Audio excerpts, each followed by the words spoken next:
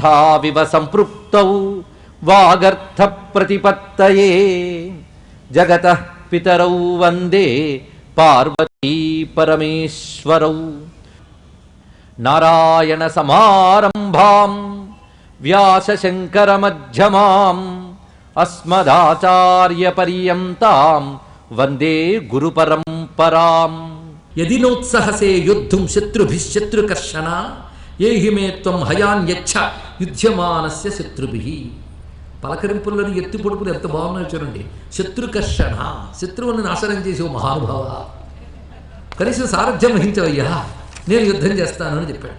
అంటే ఇది ఆశ్చర్యపోయాడు. పోనీ ముందేదో ఈ మాట అన్నాడు, నువ్వు ఇప్పుడు రథాన్ని సారథ్యం వహించి అక్కడ కనిపిస్తున్న శమీ వృక్షం దగ్గరికి తీసుకువెళ్ళి ఉన్నాడు. గాంధీవం పునరాదాతం ఉపాయాత్తాం శమీం ప్రతి ఉత్తరం సమాశ్వాస్య కృత్వాయంతారం అర్జున. ముందు తను యుద్ధం చేయొద్దు అన్నాడు కనుక చాలా సంతోషించాడు. ఇంకోటి, ఉత్తరుడు గొప్ప సారథి అండి, ఇది మాత్రం మెచ్చుకోవాల్సింది. గొప్ప సారథి. సారథ్యం చిన్న మాట కాదు, సారథ్యం గొప్పది. ఇప్పుడు సారథ్యం గొప్పదని తెలిస్తే తర్వాత గొప్ప సారథిని చూడబోతాం మనం తర్వాత. ఎందుకంటే శత్రువుల మధ్య రథాన్ని నడపడం అంటే సామాన్యం కాదండి. సారథి మొదటి రక్షకుడు అతడే, ఇది తెలుసుకోవాల్సింది ఇక్కడ. అందుకు సారథికి కూడా యుద్ధ నైపుణ్యం తెలియాలి, అస్త్రశస్త్రాల యొక్క వైఖరులు తెలియాలి. ఏ అస్త్రం ఏ శస్త్రం ఎలా ఉంటుందో పరిస్థితి. కేవలం డ్రైవింగ్ కాదండి, బోల్డంత నాలెడ్జ్ ఉండాలి. శత్రు మధ్యంలో ప్రవేశించినప్పుడు తన రథికుణ్ణి ఎలా రక్షించుకోవాలో సారథికి తెలియాలి. అలాంటి నైపుణ్యం ఉన్నవాడు. అందుకే సారథ్యం అంటే చాలా ఉత్సాహపడ్డాట. ఉత్సాహపడి వెంటనే ఆ రథాన్ని తిప్పుతున్నాడు. ఇది దగ్గర ఇంచుమించు దూరం నుంచి గమనించారు, సామాన్యులు కారు కదా ఒక్కొక్కరు కూడా. అందులో అనుకుంటున్నట్ట ద్రోణుడు అంటున్నాడు, చూస్తూ ఉంటే మనకి అర్జునుడిలా అనిపించట్లేదు. అర్జునుడే అయితే మాత్రం ఇప్పుడు ఎందుకు బయటపడతాడు? బయటపడ్డాడు అంటే తెలివి తక్కువగా బయటపడ్డాడు. ఏదో అతడి లెక్క అతరుగుంటుంది, అజ్ఞాతవాసం పూర్తయి ఉంటుంది. వెరవరిగాక వీడు కురువీరులకు బొడసూపు వాడే అచ్చరు ఒక మ్రాని పేరనిట సేరగ వచ్చుచునున్నవాడు. పేరుని డైరెక్ట్గా లేదని ద్రోణుడు ఎంత చమత్కారంగా చెప్తున్నాడంటే, ఒక చెట్టు పేరున్నవాడు, అదేవిధంగా లంకని తగలబెట్టిన వాడిని ధ్వజం మీద కలవాడు. పేరు నేరుగా లేదా పక్కన వాడు ఎవరు పోల్చుకోకుండా ఉండడానికి.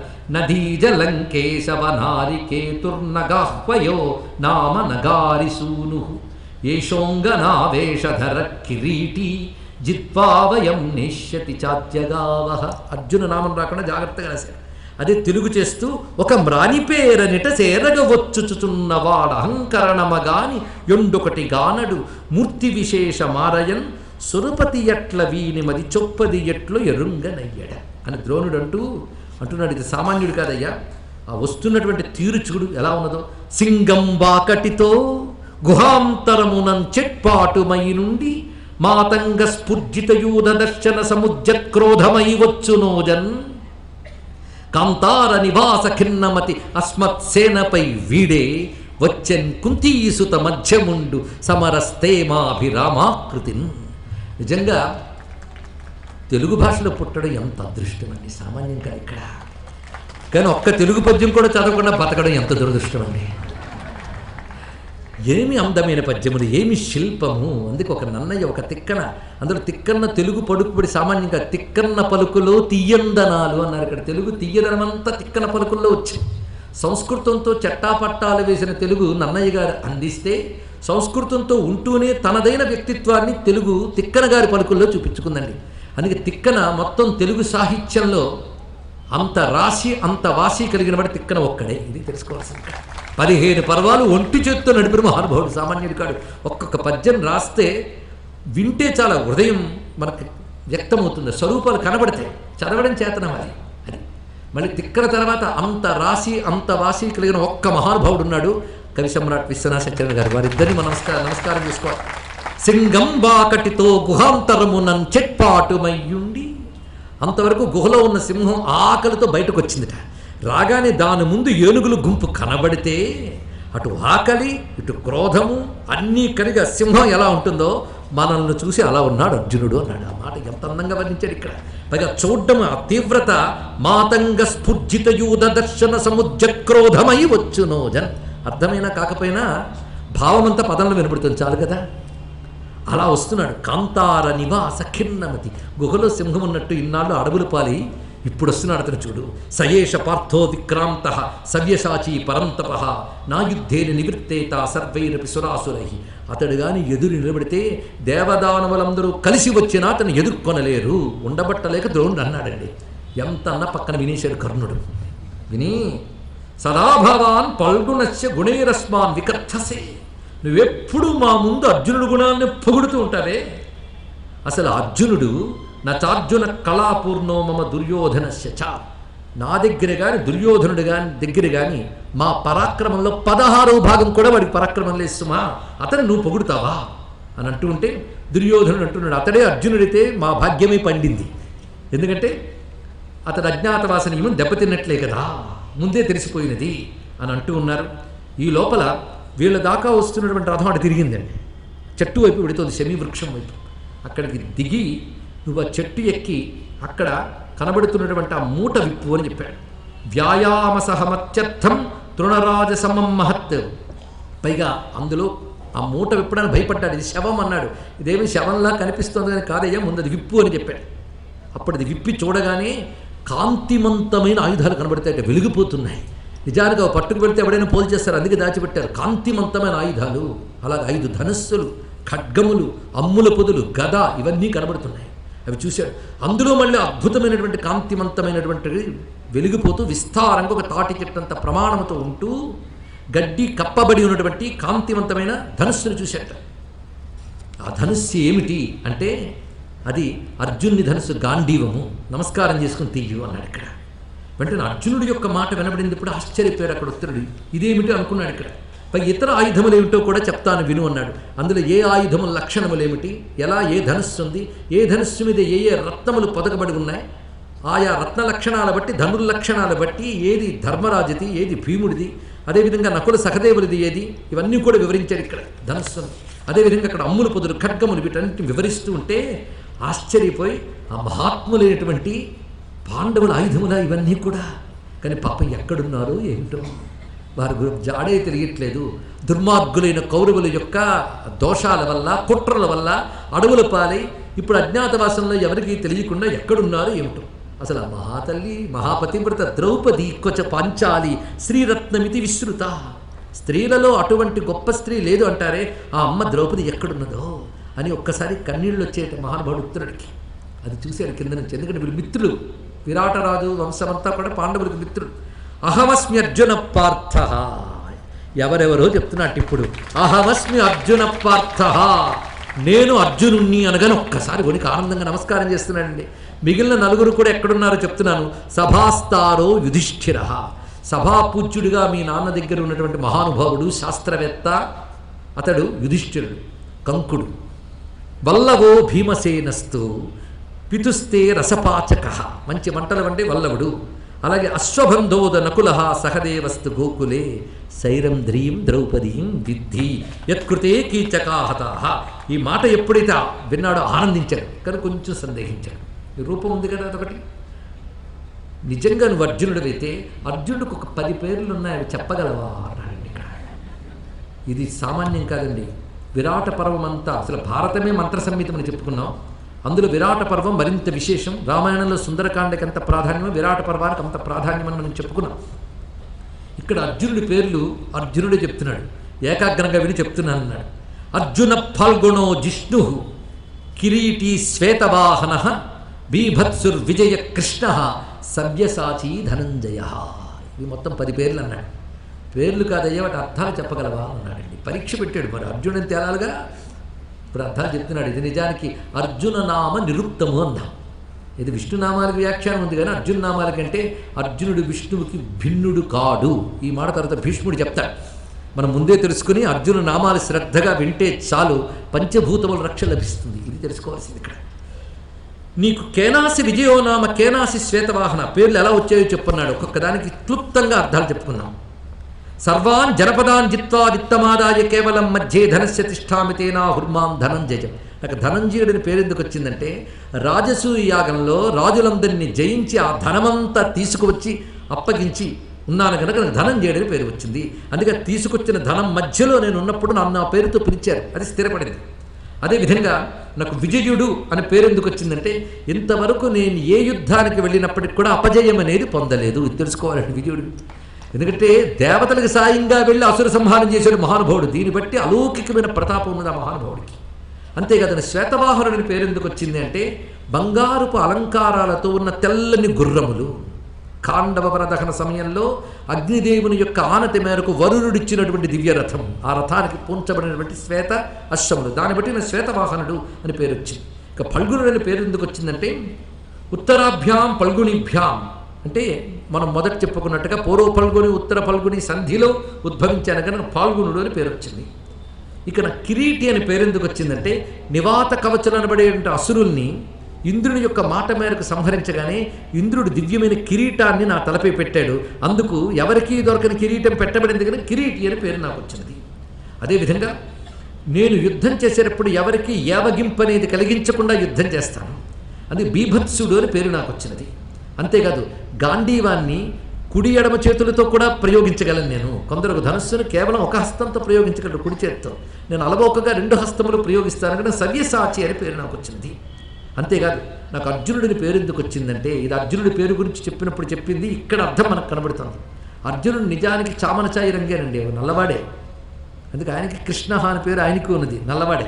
కానీ అర్జునుడు అంటే తెల్లవాడని అర్థం. ఆ పేరు ఎందుకు వచ్చిందో చెప్తున్నా ఇక్కడ. కరోమి కర్మ శుక్లంచా తస్మాన్ మామర్జునం విదుహు. నేను ఎప్పుడు తెల్లని పనులే చేస్తాను కనుక నాకు అర్జునుడు అంటారు. తెల్లని పనులు అంటే మాలిన్యము లేని పనులు, సత్వగుణముతో కూడిన ధర్మకార్యాలు మాత్రమే చేస్తాను అంటే అర్జునుడు జీవితంలో మచ్చ అనేది లేదు, ఇది తెలుసుకోవాలి. నిర్మలమైన చరిత్రను అర్జునుడు, కించిత్ కూడా అర్జునుడు గురించి శంకించడానికి లేదు, అటువంటి నిర్మల చరిత్రుడు. అందుకే నైర్మల్యానికి సూచనగా అర్జునుడు అనే పేరును నాకు లభించింది సుమా. ఇలా తన పేర్లకి అన్ని అర్థములు చెప్పాడు. నా తండ్రి నాకు పెట్టిన పేరు కృష్ణ అన్నాడు. అసలు పేరు కృష్ణుడు. చూడండి, దీన్ని బట్టి భారతంలో కృష్ణులు 4 మర్చిపోవద్దు. మనం మొదట చెప్పుకున్న అంశములు గుర్తు తెచ్చుకుంటే చాలు. ఈ విధంగా చెప్పగానే పరమోత్సాహభరితుడై అలాంటి అర్జునుడికి సారథ్యం వహిస్తూ ఉన్న అన్న ఆనందంతో రథాన్ని నడిపాడు. ప్రీతోస్మి పురుష వ్యాఘ్ర. ఎప్పుడైతే ఉత్సాహంతో రథం నడుపుతున్నాడో నాకింక భయం లేదయ్యా నువ్వుంటూ ఉంటే అన్నాడు. నీకు భయం లేనందుకు నాకు ఆనందం కలిగింది, పద రథాన్ని తీసుకువెళ్ళి తొందరగా అన్నాడు. అటు రథం వెళుతోంది. ఆ వెళుతూ ఉన్నప్పుడు ఎలా ఉన్నది అనగానే ముందు తన చేతిలోకి శంఖం తీసుకున్నట్ట. ఈ శంఖం ఇంక ఓదలేదండి. రథం పట్టబోతున్నాడు, ఈ శంఖం తీశాడు. గుర్రాన్ని కదిలించబోతూ ఉంటే 4 గుర్రముల మీద 4 శక్తులు కనబడుతున్నాయి. ఇది ఒక రహస్యమైన అధ్యాయం అండి. ఇది ఇక్కడ చాలా లోతుగా చూడవలసింది. గుర్రములు ఉండగా ఉత్తరుడికి ఒక్కసారి దారుకో వాసుదేవస్య యథాశక్రస్య మాతలకి, విష్ణువు రథానికి సారథి అయిన దారుకుడు, ఇంద్రుడి రథానికి సారథి అయిన మాతలో అన్నట్టున్నట్ట. ఎవడు ఉత్తరుడు. గుర్రముల్లో ఒకటి దక్షిణాంయో ధురం యుక్త సుగ్రీవ సదృశోహయ. సుగ్రీవుడు అనబడేటువంటి గుర్రమా అన్నట్టుందరు దక్షిణం వైపు ఉన్నటువంటి గుర్రం. మరొక గుర్రము ఆ ఎడమ ప్రక్క మోసేది మేఘపుష్పముతో సమానముగా ఉన్నది అన్నాడు. ఇంకొక వైపు ఉండేటువంటి గుర్రం శైభ్యముతో సమానముగా ఉన్నది, మరొకటి వలాహకంతో సమానముగా ఉన్నది అన్నాడు. నిజానికి 4 గుర్రాల పేర్లు కృష్ణుడు రథానుకున్న గుర్రాల పేర్లండి. ఇది తెలుసుకోవాలి. శైభ్య సుగ్రీవ మేఘపుష్ప వలాహకములు. ఇప్పుడు నిజానికి రథం ఎవరిది? ఉత్తరుడు పట్టుకొచ్చాడు, కానీ ఇక్కడ ఆయన నిలబడ్డాడు. అసలు ధ్వజం ఏది ఉండాలి? వాళ్ళు తెచ్చుకున్నప్పుడు ఏ ధ్వజం ఉందో చిహ్నము లేకపోవచ్చు కూడా, ఏదో ఉంది అక్కడ ధ్వజం. కానీ అర్జునుడు ఎక్కిన వెంటనే ఆ రథం మీదకు 4 గుర్రములు శైభ్య సుగ్రీవ మేఘ పుష్ప వలాహకములుగా కనబడ్డాయి. అంటే కృష్ణుడు సారథ్యం వహించితే ఏ రథం ఉండాలో, కృష్ణుడు వెళుతూ ఉండగా ఏ రథం ఉండాలో, ఆ రథము యొక్క అశ్వముల శక్తులు కృష్ణుని అనుగ్రహం చేత ఇక్కడ ఆవహింపబడ్డాయి. ఇది అండి దీనిలో ఉన్నటువంటి రహస్యం. కృష్ణరథం సామాన్యం కాదు, అది సూర్యమండలం నుంచి వచ్చినది. అది వైకుంఠము నుంచి సూర్యమండలం ద్వారా వచ్చింది. సూర్యమండలము భూలోకానికి ఊర్ధ్వలోకానికి మధ్య గేట్వే లాంటిదండి. అక్కడి నుంచే రావాలి. అక్కడి నుంచి వైకుంఠపు రథం వచ్చింది. దారుకుడు కూడా దానితో పాటు వచ్చాడు. ఇవి మంత్రస్వరూపాలు. కృష్ణుడు దగ్గర లేకపోయినా ఎప్పుడు గమనించుకుంటూ ఉంటాడు పాండవుల్ని. అందుకే ఈ సమయంలో కృష్ణ శక్తి, కృష్ణ రథశక్తి, కృష్ణ సంకల్పంతో అది ప్రవేశించింది. అవి దేవతాశ్రములు కనుక, మంత్రాది దేవతలు కనుక వాటిని పంపించాడు అక్కడ కృష్ణ పరమాత్మ. అది సంకేతం ఇక్కడ తెలుసుకోవాల్సింది. అందుకే ఆశ్చర్యపోయాడు రథాన్ని చూసి. ఉత్తరుని యందు దారుకు శక్తి ప్రవేశించిందిట. ఇప్పుడు రథం కదలడానికి ముందుగా తన యొక్క భవ్యమైనటువంటి శంఖాన్ని తీసి ఊదాడు మహానుభావుడు. ఒక్కసారి ఇంకా అర్జునుని యొక్క దివ్యమంగళ విగ్రహం అందరికీ దర్శనమిచ్చిందండి. ఇక్కడ ఎప్పుడైతే దేవదత్త శంఖాన్ని ఊత్తున్నాడో స్వనవంతం మహాశంఖం బలవాన్ అరిమర్దన ప్రాథమద్ బలమాస్థాయ ద్విషతాం రోమహర్షం. భూమి కంపించింది, వాయుమండలంలో ప్రకంపనలు వచ్చాయి, మొత్తం అక్కడ ఉన్నటువంటి గుర్రములు రథములన్నీ ఒక్కసారి కంపించేట. అందరికీ కూడా ఒళ్ళు గగురు పొడిచింది. అంతేకాదు ఒక భయంకరమైన సింహనాదం వినబడిందిట. ఎక్కడి నుంచి అయ్యా అని చూస్తే అర్జునుడు రథం మీద రెపరెపలాడుతున్న జెండాపై వానరస్యత నాదేనా రథనేమిస్వనేన చా, అక్కడున్న మహావానరుడు యొక్క సింహనాదం వినబడుతుంటే ఆశ్చర్యకరం ఏంటంటే ఆ రథం పైన ధ్వజంలో హనుమంతుడు ధ్వని చేస్తుంటే ఆయన చుట్టూ మహాభూతములు గర్జనలు చేస్తున్నాయి. ఇక్కడ దివ్య శక్తులవి ఆ మహాభూత గర్జనలు. ధ్వజస్యాపి రూపం మే దృష్టపూర్వన్న హీదృశం అమానుషానాం శబ్దేన భూతానాం ధ్వజవాసినాం. అంటే ధ్వజం మీద ఎన్ని శక్తులు ఉన్నాయో చూడండి.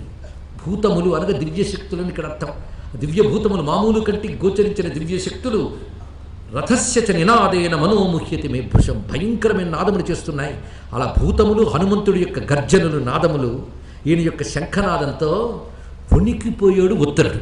దూరం ఉన్న వాళ్ళకి వణుకు పుట్టిందండి. ఇక్కడ ఎలా ఉంటుంది, భయపడిపోయేట. వెంటనే అర్జునుడు ప్రేమగా దగ్గరికి తీసుకుని, ఏమిటి నువ్వు రాజపుత్రుడివేమో, ఎప్పుడు శంఖనాదాలు భేరీనాదాలు వినలేదా, అలా భయపడతావేంటి, వణికిపోతావేంటి అన్నట్టు.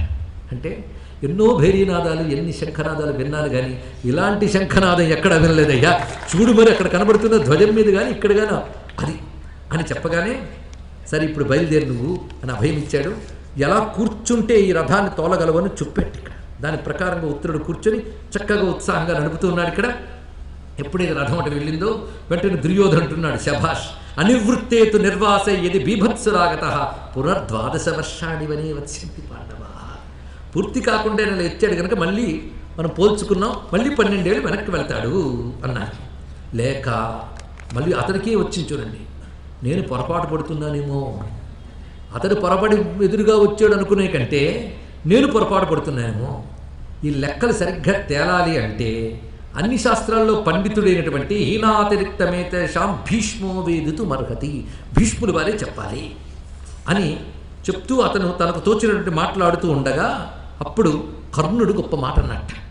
ఏదేమైనప్పటికీ కూడా ముందు వీడిని ఎదుర్కొనాలి మనం, వీడి మీద యుద్ధానికి వెళ్ళాలి అంటే నా విన్నపం ఏంటంటే ఆచార్యం పృష్ఠత కృత్వా తథా నీతిర్విధీయతాం, ఈ ద్రోణుణ్ణి వెనక్కి పొమ్మను, అప్పుడు నేను ముందుకెళ్తాను అన్నాడు. ఇక్కడ చూడండి, ఎందుకంటే ఈ ద్రోణాచార్యుడు ఉన్నాడే ఇతడు మనకి శత్రువే, అతడు వాళ్ళ పట్ల మిత్రుడు. ఇతడు మాటలు విన్నారు కదా, ఆచార్యులకి బాగా దయ ఎక్కువ, బుద్ధిమంతులు, మనకు పాప కార్యాలుట, అందుకే మన వైపు ప్రోత్సాహం ఇవ్వలేదు. అందుకే ఆచార్య పురుషుని వెనక్కి పొమ్మనన్నట్ట. అనగానే వెంటనే కర్ణుడి మాటలు తీవ్రంగా, పైగా వీళ్ళెవరూ లేకున్నా నేను అర్జునుడిని కొట్టగలను, ఎన్నాళ్ళ నుంచి ఎదురు చూస్తున్నా అర్జునుని నాశనం చేయడానికి. అదిగో అక్కడ ఆ పైన జెండాపై గర్జిస్తున్నది వానరం, ముందు దాన్ని కొడతా కిందకి, ఆ తర్వాత వాడి గాంధీవాన్ని ముక్కలు చేస్తా, గుర్రాలను ముక్కలు చేస్తా, రథాన్ని ధ్వంసం చేస్తా, బోల్డ్ కబుర్లు చెప్పాడండి. ఇక్కడ ప్రగల్భాలు పలుకుతూనే ఉన్నాడు ఇక్కడ. అప్పుడు కృపాచార్యుడు కర్ణుని తిట్టాడు, ఏమనుకుంటున్నావు నువ్వు ఒక్కడివి ముందుకెళ్తావు, మేమందరం వెనక్కి వెళ్ళాలా, అదేం మాట అయ్యా నువ్వు, అతన్ని ఎదుర్కోవడం నీ వల్ల అవుతుంది అనుకుంటున్నావా, అహంకారంతో కన్ను మిన్ను కానకుండా ప్రవర్తిస్తున్నావు నువ్వు. మనం అందరం కలిసి యుద్ధోన్మాదం కలిగిన అర్జునుడిని ఎదుర్కొనాలి, అలా మనందరం కలిసి వచ్చింది అందుకు. కానీ మేమందరం అర్జునుడికి పక్షం వహించేమని భావించి నువ్వు ఇలాంటి దురుక్తులు మాట్లాడరాదు అనగానే అశ్వత్థామంటున్నట్టు కర్ణుడితో. ఎందుకంటే వాళ్ళ నాన్నం తింటాను ఊరుకుంటాడండి. ఇక్కడ నచతావజ్జితా గావో నచ సీమాంతరంగత. ఓ కర్ణ, నిన్నెప్పుడు నేను గమనిస్తున్నాను, ఇంతవరకు నువ్వు గోవుల్ని ఇప్పుడు పూర్తిగా మనం గెలవలేదు, హస్తినకు వెళ్ళలేదు, మత్స్యదేశం యొక్క సరిహద్దుల నుంచి బయటపడలేదు, అప్పుడే ఏదో పెద్ద ఘనకార్యాలు చేసేసినట్టు మాట్లాడుతున్నావు, చెయ్యబోతున్నట్టు మాట్లాడుతున్నావు. నిజంగా చేసేవాళ్ళు ఇలా మాట్లాడరు సుమా, ఎందుకంటే అగ్ని మాట్లాడకుండానే తగలబెడుతుంది, సూర్యుడు శబ్దము లేకుండానే తన ప్రచండమైన కాంతిని ప్రకటిస్తూ ఉంటాడు, భూమి మౌనంగానే సమస్త ప్రపంచాన్ని ధరిస్తూ ఉంటుంది. అందుకే మహాత్ములు మౌనంతోనే పనులు చేస్తారయ్యా, ఇలాంటి బడాయి మాటలు చెప్పరు అని చెప్తూ, సత్కుర్వంతి మహాభాగ, అన్నిటికీ మించి గురువుని గౌరవించని వాడు సర్వంగా భ్రష్టుడవుతాడు, ఇది తెలుసుకో. ఎందుకంటే ఈ ద్రోణాచార్యుని గురువు, అలాంటి గురువుల్ని వెనక్కి పొమ్మనని ఎప్పుడైతే అన్నావో ఇంకా నీ యొక్క విజయం ఏమిటో తెలిసిపోయింది సుమా. వర్తమాన యథాశాస్త్రం ప్రాప్యంచాపి మహీమిమా సత్కుర్వంతి మహాభాగా గురూన్ సువిగుణానపి. గురువులు నిజంగా గుణం లేనివారైనప్పటికీ కూడా గురువు విషయంలో సందేహించరాదు. ఇది చెప్పారు ఇక్కడ. అందుకే తాగని వీధిలో తందనాలాడని నా గురుండనగుడే నా పాలి దేవుడే, ఒక బెంగాలీ పాటకి తెలుగు రవాలండి. ఈ పాట రామకృష్ణ పరమహంస ఆనందంగా పాడుకునేవారు ఎప్పుడు కూడా గురువు విషయంలో. ఎందుకంటే గురువు యొక్క సుగుణమో దుర్గుణమో నిర్ణయించే శక్తి మనకేముంటుంది? అది ఆరోపణలో లేదా మహాత్ముల ప్రవర్తన అర్థం కాదు. కానీ గురువు ద్వారా నువ్వు పొందిన విద్య వల్ల గురువుని గౌరవించాలి. పైగా ఉన్నతమైన శాస్త్రం ఉన్నా పదవి ఉన్నా దానికి అహంకరించి గురువుని తోలనాడితే అతను దెబ్బతింటాడు సుమా. ఒక్క మాట నేను అడుగుతాను, ఇంతవరకు నువ్వు క్షత్రియ గౌరవం ఏమిటి చూపించవో చెప్పు. నువ్వు ప్రతాపం అన్నావు, జూదంలో రాజ్యాన్ని సంపాదించారు కానీ మీరు మీ పరాక్రమాన్ని చూపించి రాజ్యాన్ని సంపాదించారా? ఇది చెప్పు. జూదం ఆడి, అది మాయా జూదమాడి ప్రాప్య జూతేనకో రాజ్యం క్షత్రియస్తోష్టుమర్హతి. నువ్వు మాట్లాడుతున్నది జూదంతో నువ్వు మొత్తం రాజ్యాన్ని సంపదని కబళించి ప్రతాపవంతుడిని మాట్లాడతావా? ఇదేమైనా బాగుందా? అసలు నువ్వు చేసిన యుద్ధాలేంటో ఇప్పటిదాకా చెప్పు. ఏ యుద్ధంలో నువ్వు గెలిచావో చెప్పు. ఇక్కడ అది కూడా ముందు తేలాలి సుమా. నువ్వు ఇంతవరకు జీవితంలో చేసినటువంటి కారుకూతలు తప్ప అర్జునుడిని కానీ నకుడిని కానీ సహదేవుడిని కానీ ఎప్పుడు ఎదుర్కొన్నావా, గెలిచావా చెప్పు. మాకు తెలిసిన హిస్టరీలో ఒక్కడ కనబడుతుంది. ఆ చిత్రసేనుని గంధర్వుడి దగ్గరికి వెళ్ళి నానా దెబ్బలు తిని పారిపోయి వచ్చుకుంది. ఇక్కడ అది కూడా కనబడుతుంది. ఒక్క మాట చెప్తున్నాను విను. తత్తో విశిష్టం వీర్యేణ ధనుష్యమర అమరరాట్ సమం వాసుదేవ సమం యుద్ధౌ తం పార్థం కోన పూజయత్. మా నాన్నగారు అర్జునుడిని గౌరవించారు అంటే ఎవడి సత్తా ఏమిటో గురువుకి తెలుస్తుందిగా, నీకేం తెలుస్తుందయ్యా? అతడు ఏమిటి, అతడి గొప్పతనం ఏంటో ఆయనకు తెలుసు. అందుకే ఆయన చెప్పాడు. అదే పక్షపాతం కాదు, ఎవడి పరాక్రమం ఏంటో ఆయనకు తెలుసు, విద్య నేర్పిన ఆయనకు తెలుసు, విద్యార్థుల గొప్పతనం ఏమిటో. ఒక్క మాట, అర్జునుడు పరాక్రమంలో నిన్ను మించినవాడు, దేవేంద్రుడితో సమానుడు, యుద్ధంలో నిలబడితే వాసుదేవునితో సమానుడు, అతన్ని ఎవరు ఎదుర్కొనగలరు అని అనగానే వెంటనే భీష్ముడు భీష్ముడు ఎప్పుడైనా మాట్లాడితే చాలా బ్యాలెన్స్గా ఉంటుంది. భీష్ముడిని తెలుసుకోవాలి. భీష్ముడిని ఒక చోట చెప్తాడు, కేవలం ఒక యోగి, ఒక విరక్తుడు, ఇవే వర్ణన చేశారు. అంతేకాని ఎవరి మీద రాగము కానీ ఎవరి మీద ద్వేషము లేనటువంటి మహాత్ముడు, మనకు జీవన్ముక్తుడైనటువంటి రాజు ఎవరైనా కనబడతారు అంటే భారతంలో భీష్మ పితామహుడు అండి. ఇంకా తర్వాత లక్షణాలు తెలుసుకున్నాం. ఆచార్యో నాభివ్యక్తవ్య వక్తవ్య పురుషేణ విజానత. అశ్వత్థామ చెప్పిన మాటలు, కృపాచార్యుడు చెప్పిన మాటలు జాగ్రత్తగా వినాలి ఓ దుర్యోధన. ఎందుకంటే ఎవడైనా యుక్తాయుక్త విచక్షణ ఉన్నవాడు గురువుని మాత్రం ఏనాడు నిందించరాదు సుమా. గురు నింద అంత మహాపాపం మరొకటి లేదు. అది చేస్తున్నాడు ఈ కర్ణుడు అని చెప్పగానే దుర్యోధనుడు ద్రోణుడికి దండం పెట్టేట. ఆచార్య ఏవ క్షమతాం శాంతిరత్ర విధీయతాం అభిజ్యమానేతు గురువు తద్వృత్తం రోషకారితం. ఏదో రోషంతో కర్ణుడు అన్న మాటల్ని క్షమించవలసిందిగా నేను ప్రార్థిస్తున్నాను అన్నాడు దుర్యోధనుడు. ఎప్పుడైతే దుర్యోధనుడు ఆ మాట అన్నాడో వెంటనే ద్రోణుని చుట్టూ చేరిన కృపాచార్యుడు కర్ణుడు కూడా క్షమించండి అని లెంపలు వేసుకుని శరణ వేడగానే అప్పుడు భీష్ముడి మాట వినగానే నాకున్న కోపం పోయిందయ్యా, క్షమించానన్నాడు. గురువులకు అలాంటి హృదయం ఉంటుందండి, వెంటనే క్షమించగలిగే కారుణ్యం ఉంటుంది. మొత్తానికి ఇప్పుడు కాల విభాగం ఇప్పుడు వస్తున్నది తప్ప ఒప్ప అనగానే భీష్ముడు లెక్క కట్టి చెప్తున్నాడు. తేషాం కాలాతిరేకేణ జ్యోతిషాంచ వ్యతిక్రమాత్ పంచమే వర్షే 2 మాసా ఉపజాయత. అంతేకాదు ప్రతి 5 సంవత్సరాలకు 2 మాసాలు అధికంగా వస్తూ ఉంటాయి గనక ఏషామభ్యధికా మాసా 12 క్షపా త్రయోదశానాం వర్షానాం మితిమే వర్తతే మతి. భీష్ముడు లెక్క కట్టి చెప్పాడు. పాండవులు వనవాసానికి వెళ్ళి అజ్ఞాతవాసం కూడా వెళ్ళి మొత్తం ఎంతకాలం అయ్యింది అంటే 13 సంవత్సరాలకు పైన 5 నెలల 12 రోజులు అయ్యిందయ్యా. ఇప్పుడు ఇంకేం చెప్తాడు ఇక్కడ? సర్వం యథావచ్చరితం యద్యదేభి ప్రతిశ్రుతం. కనుకనే పాండవులు ప్రతిజ్ఞలన్నీ చక్కగా నిర్వహించారు అని తెలుసుకో. అంతేకాదు ఒక్క మాట మనం గుర్తుకోవాల్సింది ఏంటంటే పాండవులకి ఎప్పుడు దురాశ అనేది లేదు సుమా. వాళ్ళు తపస్సు మొదలైన కఠిన క్రియల్ని ఆచరిస్తూ ఉంటారు. అది ఏది ధర్మమో ఏది అధర్మమో ఆచితూచి అడుగు వేసే లక్షణం పాండవుల వద్ద ఉన్నది. అసత్యం అనేది పాండవుల్లో కనబడదు. ఇది భీష్ముడు చేసిన తీర్మానం.